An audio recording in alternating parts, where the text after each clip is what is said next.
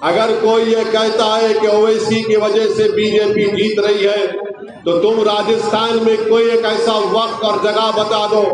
میں اکیلے آنے تیار ہوں، مگر 5 منٹ میں تم میری گفتگو اور سچائی کا سامنا نہیں کر پاؤ گے۔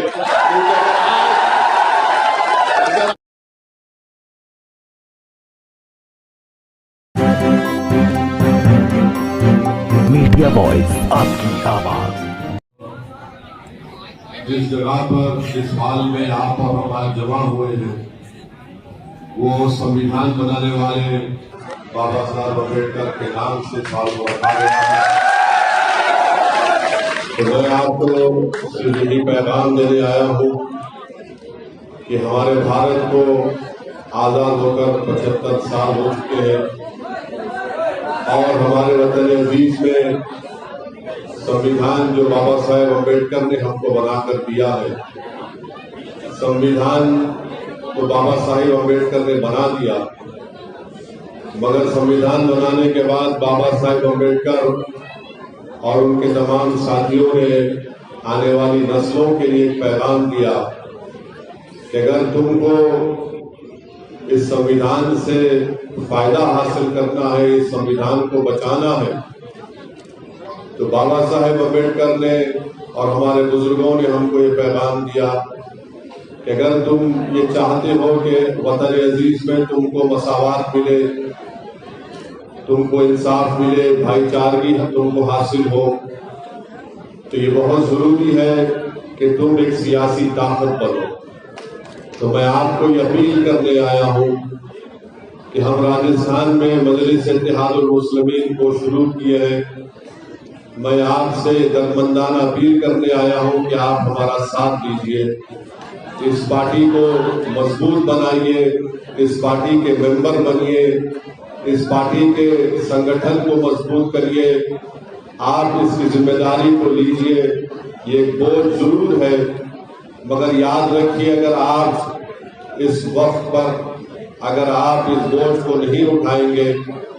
تو پھر آنے والی جو نسل ہے، جو آج معصوم بچے ہیں جن کے مستقبل کو ہم اچھا کرنا چاہتے ہیں، کہیں وہ آپ کے ہماری عمر میں پہنچ کر یہ شکایت نہ کرے کہ کاش اگر ہمارے بزرگوں نے اپنی جوانی میں محنت اور جستجو کی ہوتی اور اپنی ایک سیاسی قیادت کو، اپنی ایک پارٹی کو مضبوط کیا ہوتا تو شاید ہمارا یہ حال نہیں ہوتا۔ میرے عزیز دوستوں، بزرگوں، ہمارے دیش میں اور راجستھان جیسے اتنے بڑے پردیش میں بہت ضروری ہے کہ دلت ہو، آدیواسی ہو یا السنکھیک سماج مسلمان ہو، آپ جب تک اپنی ایک سیاسی لیڈرشپ کو نہیں بنائیں گے، آپ میری بات کو لکھ کر رکھ لیجئے کہ آپ سے کبھی انصاف نہیں ہوگا۔ اگر آپ انصاف چاہتے ہیں، اگر آپ اپنا حق منوانا چاہتے ہیں، اگر آپ ناانصافی کا خاتمہ کروانا چاہتے ہیں، اگر آپ یہ چاہتے ہیں کہ سرکاریں آپ پر ظلم نہ کریں، اگر آپ یہ چاہتے ہیں کہ آپ کے بچوں کی جان کی اور مال کی حفاظت ہو، اگر آپ یہ چاہتے ہیں کہ اپنی شریعت کو بچایا جائے، اگر آپ یہ چاہتے ہیں کہ آپ کے مسجدوں کو اور آپ کی عبادت گاہوں کو نشانہ بنایا نہ جائے، تو پھر یاد رکھیے آپ کے پاس ایک ہی چارہ ہے کہ آپ ایک سیاسی طاقت بنیے۔ آپ برسوں سے مختلف سیاسی پارٹی کو، نیتاؤں کو ووٹ ڈالتے آئے ہیں، مگر میں آپ کو بتا رہا ہوں کہ آپ صرف ووٹ ڈالنے والے بنے، آپ ووٹ لینے والے نہیں بن سکے۔ آج اسد الدین اویسی آپ کے درمیان میں کھڑے ہو کر یہ بات آپ سے کہہ رہا ہوں کہ آپ کو ووٹ لینے والا بننا پڑے گا۔ آپ نے برسوں، پچھلے 50-55 سال سے آپ نے ان لوگوں کو اپنا نیتا بنایا جو الیکشن جیتنے کے بعد آپ کی طرف نظر اٹھا کر نہیں دیکھتے، جو الیکشن کے ختم ہونے کے بعد آپ کی تکالیف کو بیان نہیں کرتے۔ چناؤ میں تو آپ نے راجستھان میں کانگریس کو، کبھی بی جے پی کو جتایا، مگر آج آپ بتائیے کہ جب گاٹمیکا میں جنید اور نصیر کو زندہ جلا دیا جاتا ہے تو کانگریس پارٹی میں بیٹھے ہوئے مسلم ودھائک اپنی زبان کھولنے سے ڈرتے ہیں۔ गूंगे बन जाती हैं और आप देखते हैं कि उसका नतीजा ये है कि वो जीत तो जाते हैं मगर उनकी जबानों पर उनकी पार्टी का हुक्म नाफिज कर दिया जाता है। मैं आपको बताने आया हूं कि मैं राजस्थान को अगर आया हूं और आता रहूंगा इंशाअल्लाह ताला तो मैं अपने लिए, अपनी जात के लिए, अपनी अना की तस्कीन के लिए, अपनी मकबूलियत में इजाफे के लिए राजस्थान नहीं आया हूं।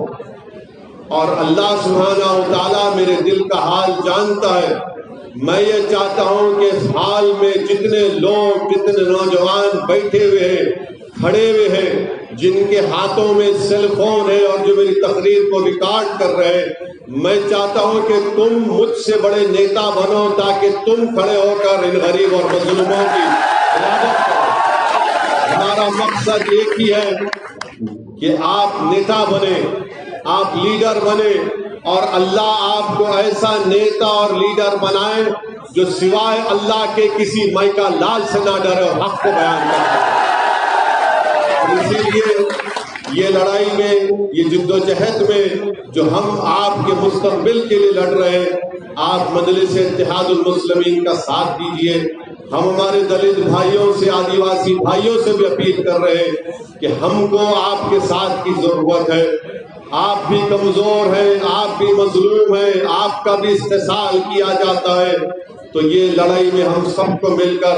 आगे बढ़ने की जरूरत है। यकीनन बीजेपी को हराना हमारा मकसद है, मगर ये नहीं हो सकता कि हम मिट जाएंगे और मर जाएंगे और किसी को हम जिताते रहेंगे।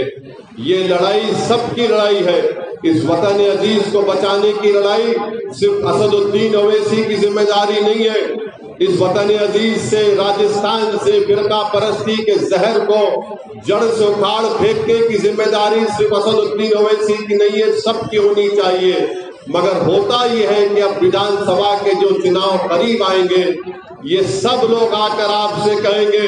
कि ओवैसी भाषण तो जज्बाती देता है मगर याद रखो बीजेपी कामयाब हो जाएगी। मेरे अजीज दोस्तों और बुजुर्गों,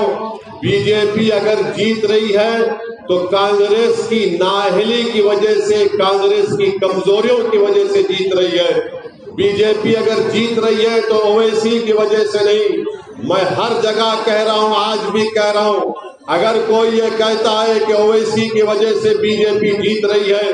तो तुम राजस्थान में कोई एक ऐसा वक्त और जगह बता दो, मैं अकेले आने तैयार हूं, मगर 5 मिनट में तुम मेरी गुफ्तगू और सच्चाई का सामना नहीं कर पाओगे।